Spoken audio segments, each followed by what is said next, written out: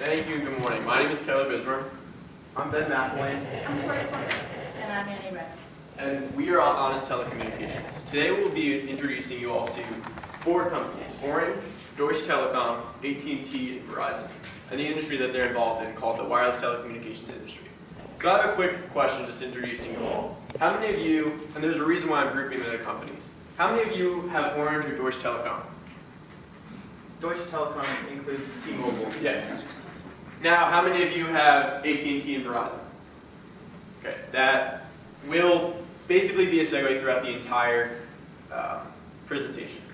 So now I'm going to give it over to Tori for presentation overview. Thanks, Kelly. So for today, we're going to be going over Orange SA, Deutsche Telekom, AT&T, Verizon, and then we're going to give our recommendation at the very end. Okay. So just to give you a brief overview of what this industry kind of looks like, you can see at this pie chart that Verizon and AT&T are the 2 top main competitors within the industry. Another small segment is going to be Sprint and Deutsche Telekom, and then other small businesses such as Orange SA. So some key drivers within the industry are going to be the number of mobile and internet connections that obviously have grown widespread over the past decade. Who here can pull up their phone and still get on the internet? That's what I thought. And percentage of services conducted online. That's going to be your online classes, shopping online, Facebook, Twitter, whatever you use to communicate. The per capita disposable income and the price semiconductor and electric components. And some products and services we offered are cellular voice services, paging, text messaging, and advanced PCS services with other data services. So to kick it off, we're going to go off with Orange SA. The current CEO is Stefan Plichard. He's 52 years old and he took over in March 1st, 2010. He had been with the company since 2001 and he had just kind of worked his way up the system until he finally reached CEO status. He started this thing in 2010 called Conquest 2015. It was a 5-year program where he wanted to start off by really engaging his employees to get ready for a more innovative world and to be able to offer them more positions even if they decide to leave the company. And within that, he also set up a goal to really expand the company worldwide because that is his main goal, to really just to become the benchmark player in the market essentially. So a brief history. In 1991, it actually started as French Telecom and is headquartered in Paris, France. In 1984, it expanded to the UK and really grabbed a stronghold there in 1996 when they purchased Wanadoo. Wanadoo is an internet ISP service, and in 2000, it was rebranded as Orange. Now, from 2006 to 2009, they mainly focused on expanding worldwide, and this is where they're going to get holds in Morocco and Egypt and Spain, and really over 30 countries is where they have offices in. In 2012, French Telecom Mainline actually renamed itself as Orange, and in 2013, the entire company renamed itself.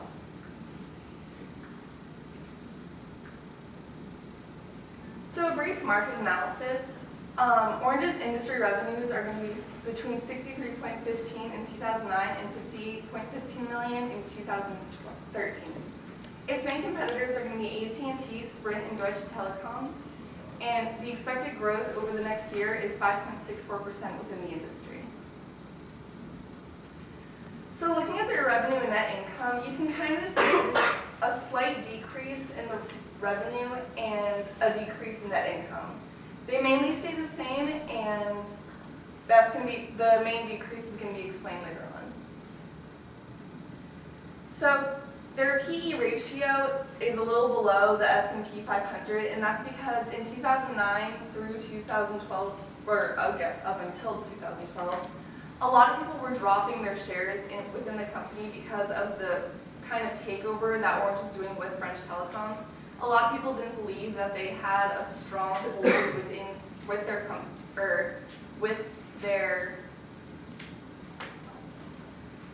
their customers, and so a lot of them lost faith and decided to drop out. And that's further shown within their share price from 2009 to 2012, the major decrease, and only recently have they been able to really pick back up and try to gain back the people that they lost. The analysis opinions for Orange SA is is NASDAQ suggests buying the stock because it's at a very low, cheap cost right now, and so it'd be very easy to acquire. Whereas Yahoo Finance and MarketWatch both suggest holding onto your stocks and not buying or selling them and just seeing where the market goes. And now I'm going to pass it on to Annie for Deutsche Telekom. Here is the mission statement by the CEO, Tobias Hotchkiss. He wants the Deutsche Telekom to become the leading European industry in telecommunications. The history of Deutsche Telekom, in 1989 it is established. It gets established because of the split from West Germany and the postal system. In 1992 is the introduction of the mobile phone network. And then in 1993 is the launch of T-Online, which is a big deal for the industry because it brings in a lot of revenue. In 1996, the company goes public. In 2013, it begins selling the iPhone 4S, which brings back a lot of customers to T-Mobile USA, which had previously been lost because of AT&T and Verizon holding the iPhone. And then in 2014, Samsung Galaxy S5 is sold. The current CEO for Deutsche Telekom is Tobias Hotchkiss. He is 52 years old, and he just became the CEO this year in January 2014. Previously, he'd been working his way up in the industry as the group board of management, and he has a big background in finance and controlling, which he's going to use in his position as CEO to help the company grow. The market analysis, the industry revenues from 2008 was $2,751.5 million, which grows in 2013 to $6,506.4 million. There are some highs and lows without the years, but for the majority it grows. The market share is 3.4%, which is very small compared to AT&T and Verizon. But its competitive advantage is the leading European telecommunications provider. There's expected growth for the next 5 years of 4.2% in revenue per year, which is about $204.7 billion. Here's a financial analysis of revenue and net income from 2008 to 2012. As you can see, the net income stays fairly stable up until 2012, and the revenues decreased from 2009 to 2011, which is due to Verizon and AT&T selling the iPhone, and the T-Mobile USA losing a lot of customers during those years. The share price has a huge increase from 2012 to 2013 due to T-Mobile selling the iPhone for us. And the PE ratio has been fluctuating a lot throughout the last 5 years, and this is also due to the iPhone being sold and also due to T-Mobile losing a lot of customers. But then it grows because of selling the iPhone and selling the Samsung S4. The analyst opinions, Yahoo Finance suggests holding on to the stock. This is because it's not exactly growing tremendously, but it's also not decreasing, so they want to see where it goes for the next couple of years. Wall Street decides on buying stock over holding onto stock by a 3-to-1 ratio. And MarketWatch suggests holding onto stock, but the second most popular recommendation was to buy stock. And now I'm going to pass it on to Keller to talk about AT&T. Thank you, Annie. Now, AT&T was the result of an antitrust suit, which was something that was kind of created by Teddy Roosevelt back in the early 1900s. But what happened was the original AT&T basically was broken up into many different companies, one being the Southwestern Bell Company, which proved itself as the most successful. They then went on a series of acquisitions, which once again kind of built itself up back to where it was before they were broken. And in 2010, as one of the last buyouts was attempted, it was failed, and that was with T-Mobile. And I'll go on to describe that. That was one of the biggest things that's ever happened in the industry that was overcome incredibly quickly. And in 2013, they had already basically restored themselves to the level they were at before that failed buyout. Another thing worth noting is that they're the first international 4G LTE provider. And I don't mean that overall, I mean that in success and in large scale that they are. So here's a brief history. Once again, 1984 they're created. In other words, they're not made, they're broken up into this company. This company's established once again. In 1997, they acquired the Pacific Telesis Group for $16.5 billion. Once again, this is the beginning of their acquisitions and their building up of their company. In 1999, they buy Ameritech for $75 billion. And in 2010, here comes this failed buyout. So what this failed buyout was, the reason why it was so terrible, was because if you go to the store and you decide not to buy something, you just put it back on the rack. Whereas with this contract had so many loopholes in it, parts in it, that they agreed if we don't buy T-Mobile, we owe you a large sum of cash and multiple contracts. And like I said, it failed. So AT&T owed them billions of dollars. And you'll see that in the graphs coming up. But that was huge. That honestly is a good thing though for T-Mobile, and it shows their trends, their stock market trend, their net income, and their revenues. So now moving on to the CEO. Randall L. Stevenson, he's an Oklahoma University graduate. He still resides there, and he's been the CEO since 2007. Overall, he takes in $26 million, including bonuses, compensation, and everything. Yes, a lot of money. A lot of money. And he basically started when the company was still Southwestern Bell. Not as CEO, but he was at some point of leadership in that company. And previous positions include Executive Vice President, CFO, and Chief Operating Officer. Oh, sorry. Another thing to note about him is among many popular CEOs, he's actually taken a huge philanthropic initiative. He started the largest education program in the company's history. He has started a program called It Can Wait, which is against texting while driving, which obviously, among kids our age, men our age, whatever, women our age, whatever you'd like to say, is a huge problem. And I also understand that he's invested more in the United States economy than any other public business. AT&T's market analysis, their industry revenue from 2009 to 2013, $50.2 billion to $63.8 billion, and their market share is 33%.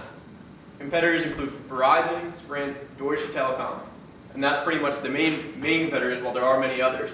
In an industry like this, the main competitors are what really matters. As I showed you the amount of hands that were raised in the beginning, that will continue to play into the rest of the presentation. And their competitive advantage are government contracts. AT&T, for some reason, has many of the government contracts, which is just very consistent. The government doesn't like to change that, and the amount of employees in the government is huge. It would never really, that is a very consistent contract they're very happy with. Now AT&T's financial analysis. This is where that failed buyout actually comes to be a positive for them.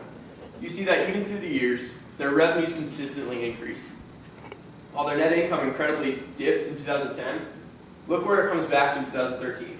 It's almost level to where it was before the failed buyout. In other words, for a company like this to have resiliency to rebound in 3 years, that's pretty incredible. And to investors, that's eye-opening. When it comes to the year-end price per share, once again, when you see an economy go through a failed buyout like this, a company that seems to be like, wow, that company might not even exist in 2 years if it continues the way it does. For year-end price per share to continue increasing, you don't see a dip there at all. You might see a slight decrease in the amount that the price increases, but the fact that it does consistently increase shows that investors do have a lot of confidence in a company. And the amount of confidence you need to have to invest in a company that has taken such a hit is pretty huge. And the PE ratio. PE ratio sometimes has to be taken with a grain of salt. Sometimes it's not the best thing to base your investment off of. This is a great example.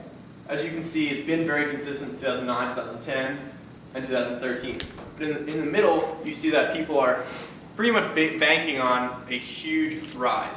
It's kind of when you see a company go down low and they're going to invest all their chips, all their money into something. And that's kind of why the PE ratio went up so high. It's how much someone is willing to invest per dollar earning. And its analyst opinions, almost unanimously, they all say to at least hold the stock. 30 out of 33 market watch say hold, 8 out of those 30 say buy, and that pretty much continues throughout the rest. Yahoo estimates a 6% year-end growth in the stock price, and then NASDAQ estimates 6.23% growth, which is huge, but you'll understand why AT&T isn't exactly the one we want to invest in. Now here's Ben with Verizon. Thank you. Thank you, Keller. So today I'm going to be talking to you about Verizon Communications Incorporated. But before I get into the details of the company, I'd like to talk about its business model. It's a common misconception with Verizon that it's only Verizon Wireless. However, it has two business segments. Of course, Verizon Wireless and Wireline. Verizon Wireless provides all the cellular products and services, whereas Wireline provides home internet and cable services. Verizon's mission statement is to enable people and businesses to communicate with each other, and they're also dedicated to openly communicating with their employees, investors, and customers. Now for a little history of Verizon. It was created in 2000 as a merger between Bell Atlantic and GTE, which is General Telephone and Electronics Corporation. Both these companies had a tremendous customer base and were industry leaders. Since its inception in 2000, Verizon has undergone a series of mergers and acquisitions. In 2006, they merged with MCI. MCI had the largest internet protocol network in the world. Internet protocol network is basically how a company connects its customers to the internet. More recently, they merged with Alltel in 2009. As some of you might remember, Alltel used to be a wireless service provider. And with this purchase, Verizon increased their customer base and as well as their network. In 2014, they made their most notable purchase. They purchased Vodafone's 45% stake in Verizon Wireless. When Verizon Wireless was created, it was created as a joint venture between Vodafone and Verizon. Verizon owned 55% of Verizon Wireless and Vodafone owned 45%. This was not a cheap purchase. It costed Verizon $130 billion just to purchase a little less than half of Verizon Wireless, which gives you a little bit of insight into the valuation of the company and how much it's worth. This is Verizon's current CEO. His name is Lowell McAdam. Before he worked at Verizon, he was the CEO and president for PrimeCo, which was owned by Bell Atlantic. During his work at Verizon, he's been the executive vice president and chief operating officer. Shows a little bit of his experience in the industry and with the company. In 2011, he was named as the CEO of the company, and most recently, he was also named as the chairman. A couple of key strategies he has for the company is to have a superior network, so they've invested resources in that, as you've seen through the company's history, and also to provide new innovative products. This includes things such as new mobile data network innovations, like 4G LTE, and also to provide products like cell phones that can connect to these new data networks. Verizon's market analysis. As you can see, they posted the most recent revenues of $120.6 billion. This is up nearly $13 billion since 2009. But before I get into market share, how many people have Verizon as their carrier? All right, so just about half. Just about in line with their market share, 42.1%. They have nearly 10% advantage over AT&T, and they have revenues of $20 billion more than AT&T. A couple factors that help them stay on top of the market are their extensive network. Their 3G network covers 100% of America. I believe that their 4G network covers 95%. And they have a strong customer base. Many people recognize Verizon. As you see here, about half the class uses Verizon. And customers choose Verizon for factors that it can control, such as its network and customer service, and not just because it has cheap carrier deals. So now, look into the financials of the company. Their revenues have increased substantially, and their net incomes also jumped in 2012 as they were able to cut operating expenses significantly. Their share price has also increased despite a negative earnings trend for the past 4 years, which shows that investors have confidence in the future of the company. Also, I'd like to point out the decreased share price that they currently have of $46, which indicates that you could be getting it as at a deal compared to the previous prices. Their PE ratio, as you can see in 2013, their PE ratio is less than the S&P 500's, which indicates that it could possibly be undervalued.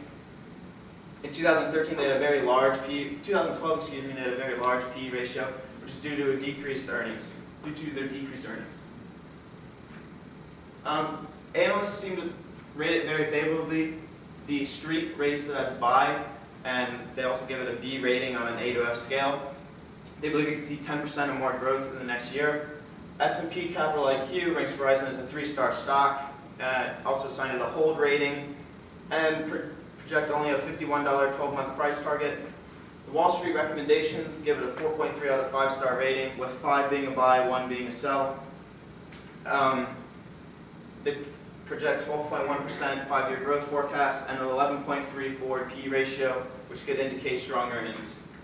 Now I'm going to hand it over to Tori to tell you why we are not investing in Orange. Thanks, Ben. So while Orange does have a low market share price, we're deciding not to go with it simply because it just isn't reliable. It hasn't maintained stable revenues or market share throughout the past 5 years, and so we don't want to be able to put ourselves in a position where we might lose profit within this company. I'm going to hand it over to Andy. Although Deutsche Telekom does projected growth over the next 5 years, it is not a suitable, worthwhile investment for Integrity Investments. This is because of the poor operating profit and the consistently shrinking subscriber base in T-Mobile USA. Also, Verizon and TNT are advancing their 4G services, making it very hard for Deutsche Telekom to compete against them. I'm going to hand it over to Keller. Now, AT&T, as I've described, has been very consistent. Looks like a great investment. It's pretty much just like Alex's company, Alex Buffer, that he introduced earlier. AT&T just simply is not as good as Verizon. It does not have as good of a it has a great history, but it does not have as good of a predictions based on analysts. So it's been consistent. Investors and consumers have clear confidence in it, and there's a 5.9%. Actually, I've calculated 5.9% average over the past 5 years in which the stock price has risen. That's over the 5-year history. There's an 8% estimated growth based on what Yahoo Finance has said. And once again, just compared to Verizon, Yahoo Finance has estimated a 17% stock price increase. And that's just simply, it doesn't compare. And here's the final recommendation. So as Keller said, we're recommending Verizon. Verizon's an industry leader in the industry, the telecommunications industry, that's projected to have 6.6% growth over the next 5 years. The previous 5 years only experienced 4.2% growth, and the stock price still showed steady growth. I also believe that Verizon will have much higher profits in the future from their 100% ownership of Verizon Wireless. Since they purchased Vodafone's 45% stake, they're now collecting 100% of the profits from Verizon Wireless, which is a very profitable company. Also, I believe that their PE ratio is indicative of undervaluation in the stock. It's only 12.25, whereas the S&P 500 is 19.38. And here's my projection for the 5-year growth of the stock. I believe after 5 years it will have increased to 71.9, which, $71.90. This growth is about 55% after 5 years, not yearly. Their yearly is probably around 10 or 11%. Their previous 5 years, they experienced 40% growth in their stock price. So my prediction of 55% growth is mostly based off of their increased profits and the fact that the industry will be seeing higher growth, and so will Verizon. So now, do you guys have any questions for us regarding Verizon and our decision? Adrian? What could be the risks in investing in Verizon? Okay, so with Verizon, the only risk that I really think is going to be a main factor is that they have a lot of debt. They just spent $130 billion purchasing Verizon Wireless. So an inability to repay the debt could be one risk, but I don't think it'll be a great factor as they'll be making so much money from their ownership of Verizon Wireless that it won't be a factor. Jackie? I noticed that the PE ratio of Verizon was not showing consistency. Is that something that investors need to take into consideration? That's a good question. In 2012, they had a very high PE ratio. It was around 140.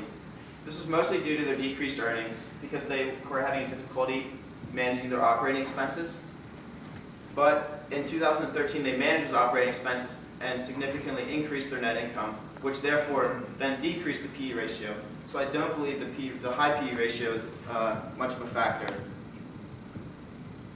Morgan? Do you know how long it's going to take to pay off the debt?